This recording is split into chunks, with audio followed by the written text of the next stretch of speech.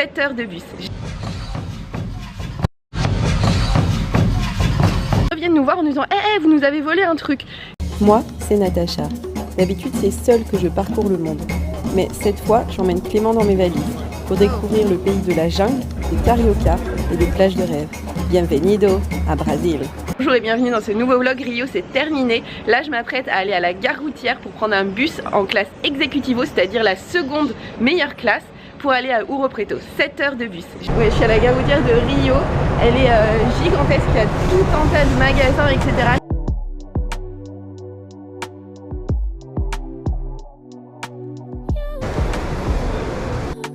Alors on est passé à la boulangerie à acheter un petit déj, j'ai pris de l'açaï, c'est une plante typique du Brésil et je vais manger ça dans le bus avec du jus de je sais plus quoi. Enfin bref, on est passé, en fait vous n'avez pas besoin d'échanger vos tickets au guichet pour une fois, vous pouvez passer juste avec vos tickets imprimés vous-même, donc c'est à savoir. Et là je m'apprête à monter dans le bus.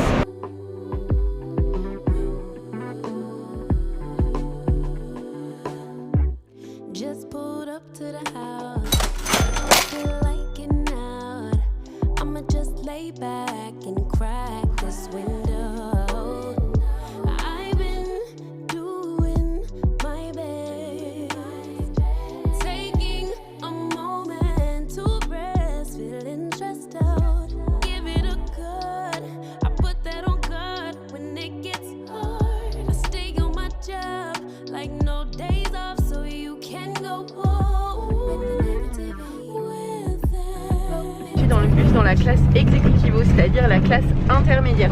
C'est pour ça que les sièges sont plutôt larges et il y a pas mal d'espace pour les jambes. En sachant que les meilleurs sièges sont évidemment les deux de devant, largement.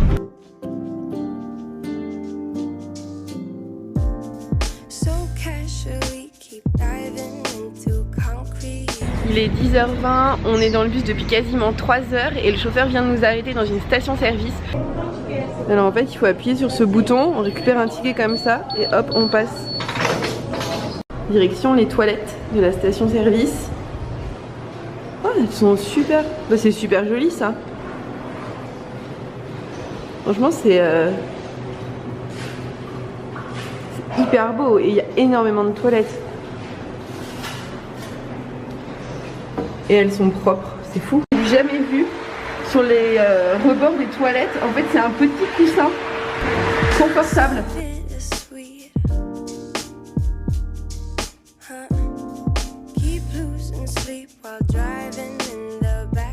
Là vous avez un espace cafétéria où vous pouvez acheter des choses.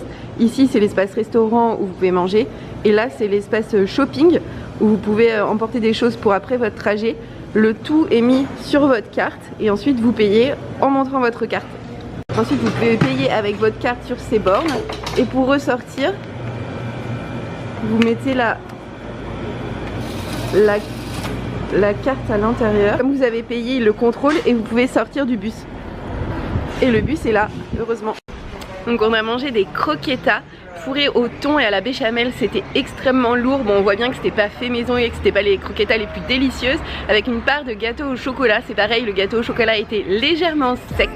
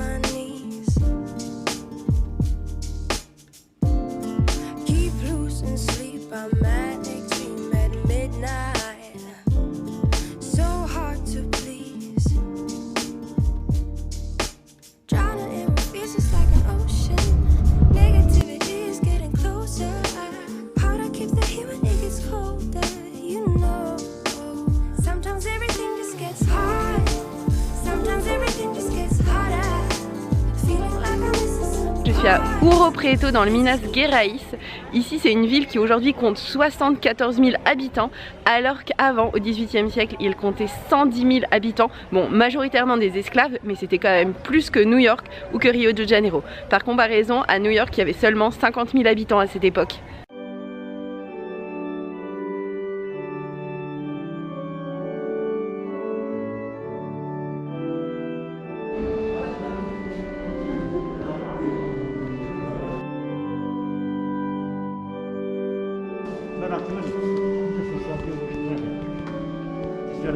Je suis dans l'église Notre-Dame de Pila. Elle est recouverte de 434 kg d'or. C'est absolument énorme.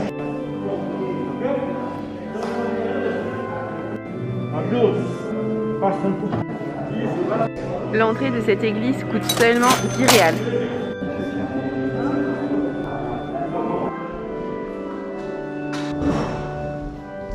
On est en train de se promener dans les rues d'Ouro Preto, c'est juste magnifique. Les rues sont magnifiques, il y a des petits pavés par terre, elles sont colorées, il y a un petit style colonial. Et en plus il y a des églises à tous les coins de rue parce qu'ici il y a 23 églises. C'est juste incroyable.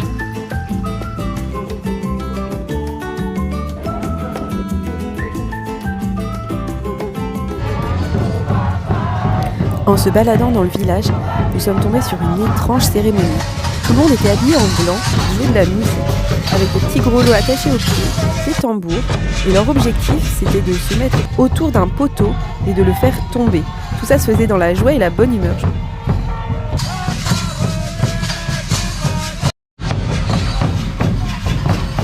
La journée touchait à sa fin. Nous regagnions notre hôtel pour prendre une bonne nuit de sommeil, pour se requinquer pour les aventures du lendemain. Le petit déjeuner, on est dans une sorte de boulangerie où on a pris une tonne de croquetas à des parfums différents. Et aussi du jus de goyave. Preto est une ville légèrement vallonnée. Voici la montée jusqu'à l'église pour ensuite la contourner et aller à la gare routière. En vacances, il y a des jours où il fait beau et il y a des jours où il fait 17 degrés et il pleut. Aujourd'hui, on est plus dans la deuxième catégorie. J'ai mon super kawaii. Et là, on part prendre un bus pour Mariani, qui est une petite ville à côté. Il n'y a pas d'espoir qu'il fasse plus beau là-bas. Mais le centre-ville doit être joli et en fait, il pleut un tout petit peu, donc ça va. Pour Mariana, c'est 5 réals 40 et il bouge énormément. Regardez ça.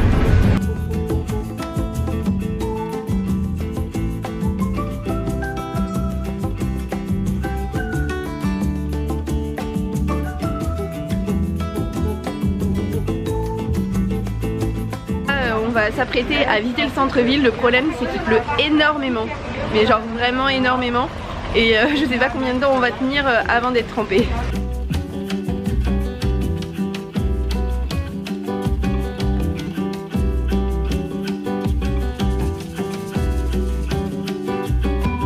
Voilà, il pleut vraiment, mon pantalon commence à prendre l'eau. Il n'y a évidemment aucun touriste, mais je dirais même plus, il n'y a personne dans les rues. Et je sais pas, j'ai l'impression aussi que mon kawaii est plus très étanche.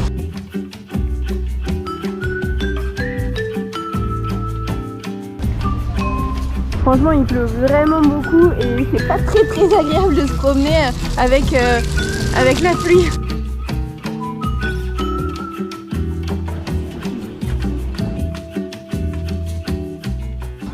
Alors il pleuvait énormément et il y a un homme qui nous a abordé en nous demandant si on voulait un tour de la ville pour 80. On hésitait, mais moi j'ai dit bah non, enfin il pleut beaucoup trop. Il nous a dit ah mais c'est pas grave, je connais un petit magasin, venez. Donc on est entré dans le magasin de pierres. On a regardé les pierres pendant tout le temps qu'il pleuvait, etc. En ressortant, du coup il pleuvait plus en ressortant, donc j'ai dû remettre mon kawaii en boule, ce qui fait que j'ai dû enlever tout ce qu'il y avait dans mes poches de mon kawaii pour pouvoir le mettre en boule. Et c'est là que j'ai découvert qu'il y avait un bijou qui coûtait 120, et 120 c'est quasi 18 €. Mais ce bijou moi je l'avais jamais pris. Qu'est-ce qu'il faisait dans mes poches? Je ne sais pas. Ce qui est sûr, c'est que moi je ne l'avais pas pris, je ne l'avais pas payé, je l'ai rapporté au magasin. Et ce que je crois qu'il s'est vraiment passé, c'est qu'on a été rabattus, que l'idée pour eux c'est de nous faire rester dans le magasin, ils nous mettent quelque chose dans les poches et après ils reviennent nous voir en nous disant hey, vous nous avez volé un truc. Et du coup ils nous obligent à le payer, en sachant que les boucles d'oreilles qui coûtent 120, elles étaient sous clé. Seules les boucles d'oreilles à 30 étaient accessibles à tout le monde. Donc c'est clairement que quelqu'un de la boutique a mis ces boucles d'oreilles dans ma poche dans le but de nous les faire payer après. Mais heureusement je m'en suis aperçue, je leur ai rendu et enfin on est quitte. Si on veut. En tout cas ce qui est sûr c'est qu'à Mariana faites très attention quand vous rentrez dans les magasins de pierre.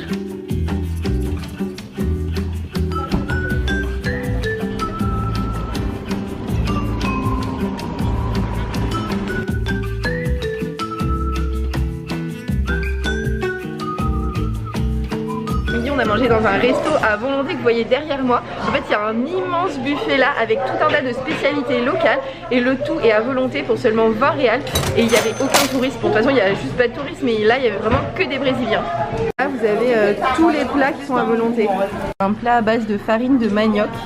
Ici, c'est un plat traditionnel à base d'oreilles de porc, des petites courgettes, des spaghettis, du poulet grillé, le traditionnel haricot avec de la poudre de farolet.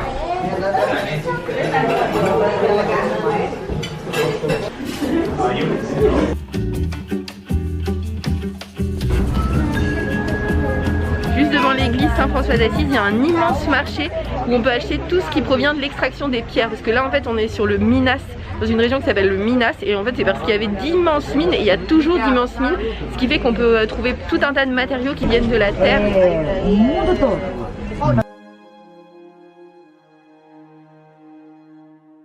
Je suis dans l'église Saint-François d'Assise.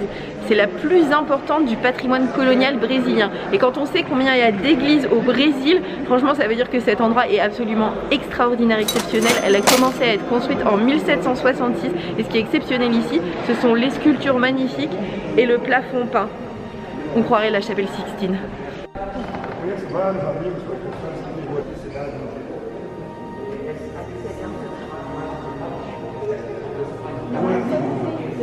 Les peintures sont peintes sur des panneaux de bois, en fait, qui sont juxtaposés avec le mur.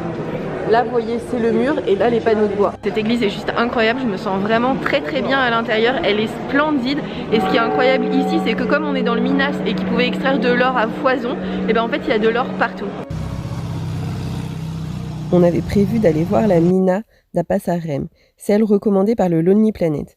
Malheureusement, le ticket d'entrée était à plus de 30 €. Alors on s'est rabattu sur la mina des Chicorei pour seulement 4,50 €.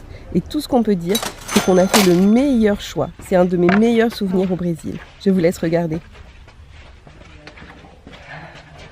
Cette mine est absolument incroyable. En 100 ans, ils ont extrait 25 tonnes d'or, en sachant que pour extraire un seul gramme d'or, il fallait toucher à 1000 tonnes de fer. C'est absolument incroyable.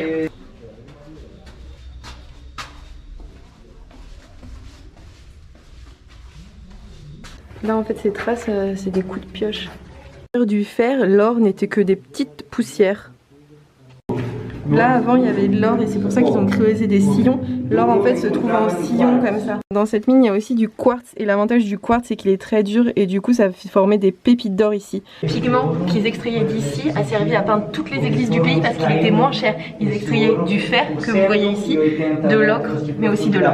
Foi projetado para determinados tipos de material. Ganhavam dinheiro com ferro, com iron. Alors en fait ça c'était les pigments qui étaient utilisés dans les églises. C'est pour ça qu'elles sont jaunes ici. Yes, yes. 12 km² de galerie. E isso... Fazemos para os visitantes também, onde vamos... Não, that's okay. The wood. Speaker here, aqui dentro, o ferro. Cette visite est absolument géniale, exceptionnelle. On est deux avec le guide et en fait il nous explique tout sur la mine, enfin au-delà de l'histoire de Chicorei, en fait l'histoire des mineurs qui vivaient là, enfin qui travaillaient là. Il y avait plus de 120 personnes en même temps dans la mine qui travaillaient à côté les uns des autres. Ils avaient des problèmes respiratoires très vite, il y avait un bruit assourdissant. Ils faisaient pipi ici parce qu'il n'y avait pas de toilette et qu'ils devaient rester. Ils vomissaient parce que l'odeur était insupportable, donc il y avait une odeur horrible et souvent au bout de 3-4 ans ils arrêtaient de travailler là. Oh. Ah, il travaillait là. Si. Il travaillait là, mais c'est hyper petit. C'est super chico. Chacun en fait, ils travaillaient à 5. Ouais. Et en gros. Colocar la mano aqui. Ok. Este aqui, aqui, este aqui. Ok. Et donc en fait, ils bossaient à 5. C'était un travail d'équipe à 5.